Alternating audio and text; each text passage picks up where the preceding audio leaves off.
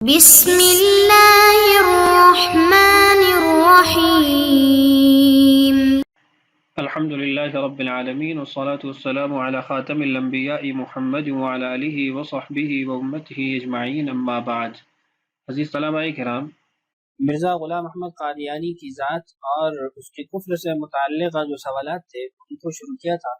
سوال نمبر 1 ہمارا سابقہ ویڈیو میں مکمل ہو چکا ہے۔ آج ہم سوال نمبر 2 شروع کریں گے۔ سوال نمبر 2 کا عنوان ہے ایمان، ضروریات دین، کفر دون کفر کی توضیح۔ اس سوال کے اندر ہم پہلے تمہیدی طور پر کچھ چیزوں کو جانیں گے۔ ایمان کس کو کہتے ہیں، کفر کس کو کہتے ہیں، لزوم کفر کیا ہے، التزام کفر کیا ہے، ایسے ہی کفر کی جو اقسام ہیں۔ متعدد ابحاث ہم تمہیدی طور پر پڑھیں گے اور اس کے بعد پھر ہم ان ساری ابحاث کی روشنی میں یہ دیکھیں گے کہ مرزا قادیانی کہاں کھڑا ہے، مرزا قادیانی کا کفر کس کیٹیگری میں ہے اور مرزا قادیانی کو کیوں کافر قرار دیتے ہیں۔ اس طرح کے اور بہت سارے سوالات اس تمہید کی روشنی کے اندر ہم حل کریں گے۔ تو یہ سوال پڑھ کے اپنے اس جواب کی ابتدا کرتے ہیں اور متعدد ویڈیوز میں انشاءاللہ سوال نمبر 2 کو مکمل کریں گے۔ سوال نمبر 2، ایمان کی تعریف کریں۔ ضروریات دین کس کو کہتے ہیں، کفر کا کیا معنی ہے، کفر دون کفر کسے کہتے ہیں، نیز کافر، ملحد، مرتد، زندیق اور منافق ہر ایک کی تعریف کریں اور بتائیں کہ قادیانی کس زمرہ میں داخل ہے۔ لزوم کفر اور التزام کفر کو واضح کرتے ہوئے مرزائیوں کے اس شبہ کا جواب دیں کہ قادیانیوں کی تکفیر کرنے والوں نے آپس میں بھی ایک دوسرے کی تکفیر کی ہے۔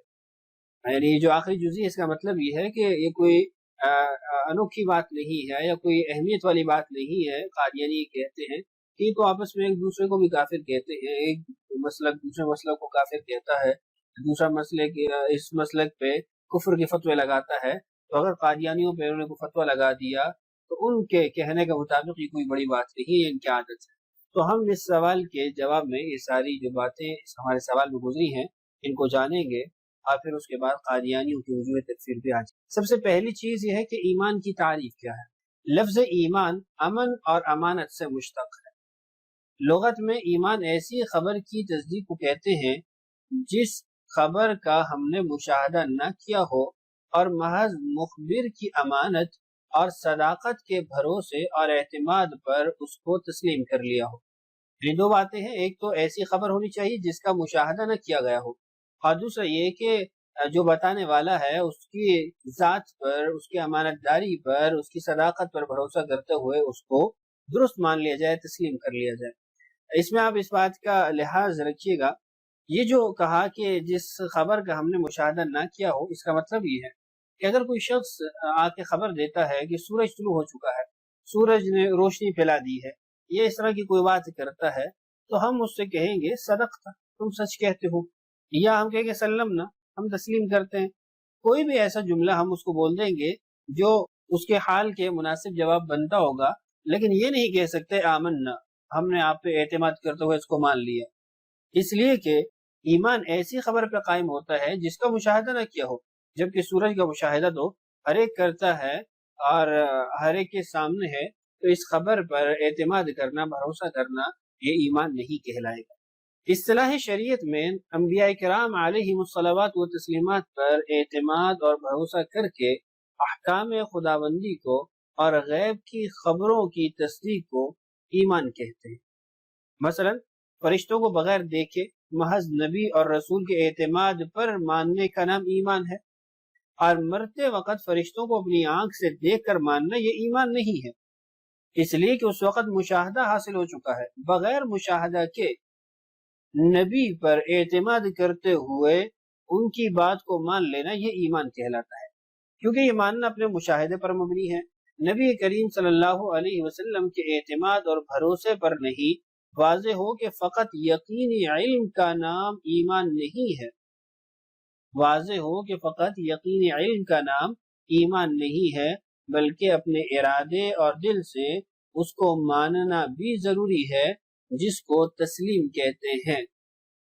اس کو آپ یوں سمجھیے کہ کتنے کافر رسول اللہ صلی اللہ علیہ وسلم کے زمانے میں موجود تھے جن کو یقینی علم حاصل تھا کہ آپ جو کہتے ہیں سچ ہے، لیکن عناد کی وجہ سے نہیں مانتے تھے، تو ان کو یقینی علم حاصل تھا لیکن مومن نہیں کہلائے، اس لیے کہ اس یقینی علم پر اپنی رضامندی کا اظہار کرنا قولاً بھی اور قلباً بھی، دل بھی اس پہ راضی ہو، زبان بھی اس پہ اظہار رضامندی کرے، تو ہم یہ کہیں گے کہ اس نے جب دل سے مان لیا تو یہ مومن ہو گیا، اور جب اس نے زبان سے اس کا اظہار کر دیا تو یہ مسلمان کہلائے گا۔ تو یہ ایمان کی تعریف تھی۔ نوٹ: اس موضوع پر حضرت مولانا سید محمد انور شاہ کشمیری رحمہ اللہ کی کتاب اکفار الملحدین لاجواب کتاب ہے، جس کا اردو ترجمہ بھی شائع ہو چکا ہے۔ علامہ انور شاہ کشمیری رحمہ اللہ کی کتاب انتہائی اہم اور بہترین کتاب ہے۔ اس کا پہلا نام اکفار المتأولین والملحدین فی شیء من ضروریات الدین تھا، بعد میں اس کا نام اکفار الملحدین فی ضروریات الدین رکھ دیا گیا ہے، اور اس کا اردو ترجمہ بڑا سلیس چھپا ہوا ہے۔ آپ عربی اردو دونوں کو مطالعہ کر سکتے ہیں۔ عربی جو رسالہ ہے یا کتاب ہے وہ مجموعۃ رسائل الکشمیری کی جلد 3 کے اندر بھی موجود ہے، جس میں التصریح بما تواتر فی نزول المسیح اور ایناس بیتیان الیاس علیہ السلام جیسے قیمتی جو رسائل ہیں، کتابیں ہیں، وہ بھی موجود ہیں۔ فرماتے ہیں مولانا محمد ادریس کاندیلوی رحمہ اللہ نے اسی سے اقتباس کیا ہے۔ دیکھیے احتساب قادیانیہ جلدوں، یہ حضرت مولانا ادریس کاندیلوی رحمہ اللہ کے اس رسالے کی طرف اشارہ ہے جو احتساب قادیانیہ جلدوں کے اندر موجود ہے، احسن البیانی فی تحقیق مسئلۃ الکفر والایمانی، جس کا اردو نام مسلمان کون ہے اور کافر کون۔ ضروریات دین کی تعریف۔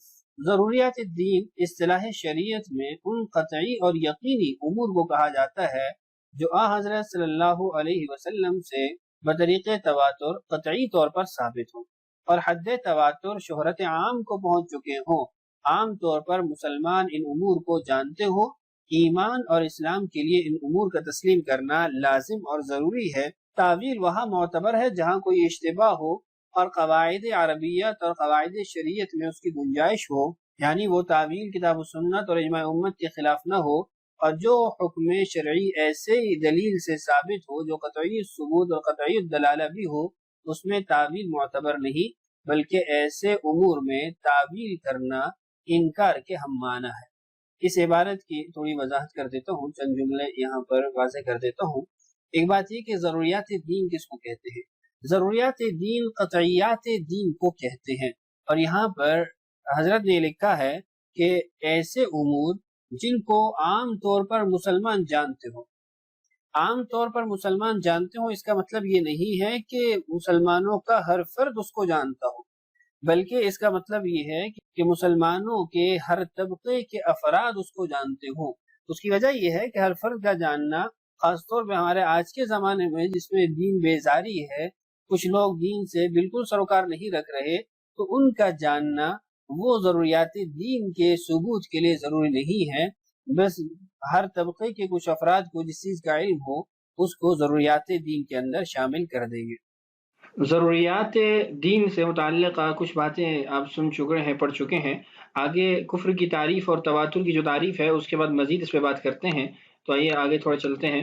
کفر کی تعریف۔ کفر شریعت میں ایمان کی ضد ہے۔ اللہ تعالیٰ کے حکموں کو نبی کے بھروسے اور اعتماد پر بے چوں و چرا تسلیم کرنے کا نام ایمان ہے، اور اللہ تعالیٰ کی کسی ایسی ایک بات کو نہ ماننا جو ہمیں قطعی اور یقینی طور پر حضرت صلی اللہ علیہ وسلم کے واسطے سے پہنچی ہو، کفر ہے۔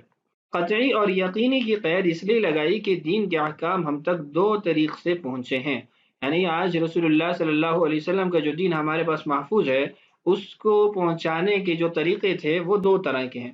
ایک طریقہ ہے تواتر کا اور ایک طریقہ ہے خبر واحد کا۔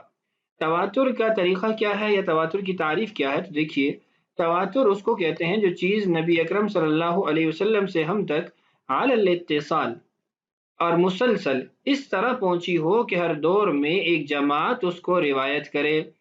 یعنی علی الاتصال کا مطلب یہ ہے کہ بیچ میں کہیں پر بھی انقطاع نہ ہو، بلکہ رسول اللہ صلی اللہ علیہ وسلم کے زمانے سے ہم تک ہر زمانے میں ایک اتنی مقدار میں افراد پائے جائیں، ایک ایسی جماعت پائی جائے جن کے بارے میں انسانی عقل وہ یہ فیصلہ نہ دے سکے کہ یہ لوگ جھوٹ بول رہے ہوں گے، انہوں نے اپنے سے یہ بات گھڑ لی ہوگی۔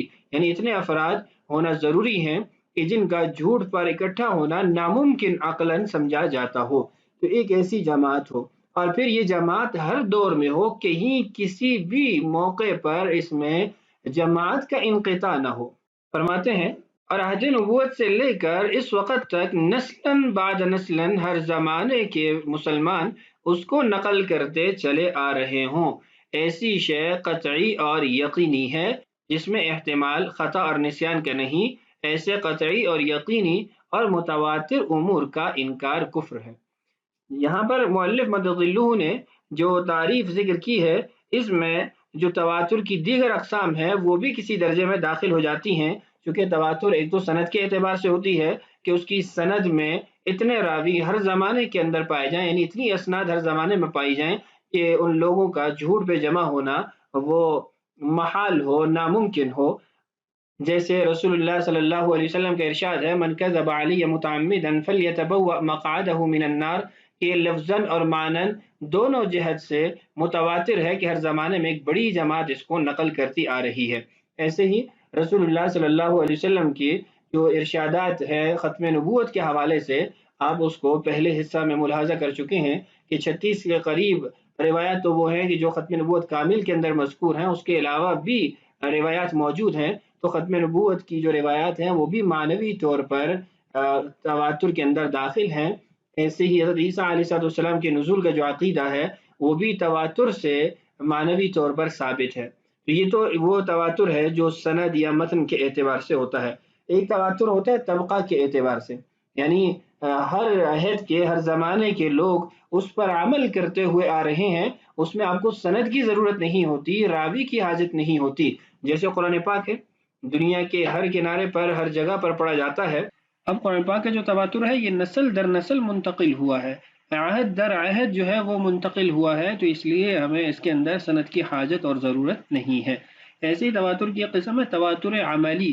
تواتر عملی وہ ہوتا ہے کہ جو عملاً جو ہے وہ مسلمان کرتے آ رہے ہیں۔ مثال کے طور پہ آسان ترین مثال ہے مسواک۔ اب مسواک ایسا عمل ہے جو اپنی ذات کے اندر سنت ہے، لیکن اس کا ثبوت وہ تواتر سے ثابت ہے کہ ہم تک جو یہ مسواک کا عمل سنیت کے حوالے سے پہنچا ہے، تو اس کی جو ہمارے پاس دلیل ہے سب سے بڑی، وہ دلیل وہ مسلمانوں کا تواتر ہے۔ تواتر کا جہاں تک حکم ہے تو اس کو بھی مختصر یہاں ملاحظہ کر لیجئے، اس کی تفصیلی مباحث تو آپ علم حدیث کے اندر پڑھتے ہیں۔ متواتر اور اسی طرح جو ضروریات دین کے اندر چیزیں شمار ہوتی ہیں، اگر وہ مسنون بھی ہوں تو مسنون ہونے کے باوجود بھی ان کا عقیدہ وہ فرض ہوتا ہے، یعنی وہ ضروری ہوتا ہے۔ مسواک کو ہی لے لیجئے، مسواک جو ہے وہ سنت ہے، لیکن مسواک کی سنیت کا عقیدہ یہ فرض ہے۔ تو اگر ایسے عقیدے کا اگرچہ وہ عمل اپنی ذات کے اندر سنت کا درجہ رکھتا ہو، لیکن تواتر اور ضروریات دین کی وجہ سے وہ جو ہے فرض سمجھا جاتا ہو اس کا عقیدہ، تو اس کا انکار کرنا بھی کفر ہوگا۔ ہاں، بعض متواترات ایسے ہیں جہاں پر لوگوں کا جاہل ہونا معتبر سمجھا جاتا ہے، تو جب ان کی جہالت دور ہو جائے، ان کو پتہ چل جائے کہ یہ سنت ہے اور تواتر سے ثابت ہے، تو پھر اس کا انکار بھی کفر ہوگا۔ تو بہرحال یہ مختصر سی باتیں تواتر سے متعلق آپ کے سامنے یہاں رکھی ہیں، تفصیلات آپ نے پڑھ رکھی ہیں، اصول حدیث کے اندر بھی آپ اس کو پڑھتے ہیں، اصول فقہ کے اندر بھی۔ خبر واحد دیکھیے، خبر واحد کی تعریف۔ فرماتا ہے خبر واحد وہ حدیث ہے جس کے راوی کثیر نہ ہو۔ جو امور خبر واحد سے ثابت ہوں ان کا انکار کفر نہیں۔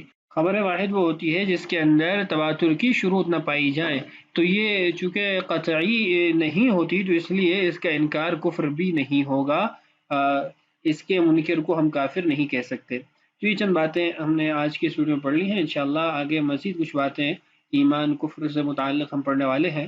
اللہ تعالی ہم سب کو اور ساری انسانیت کو ایمان کی سلامتی اور عافیت نصیب فرمائے۔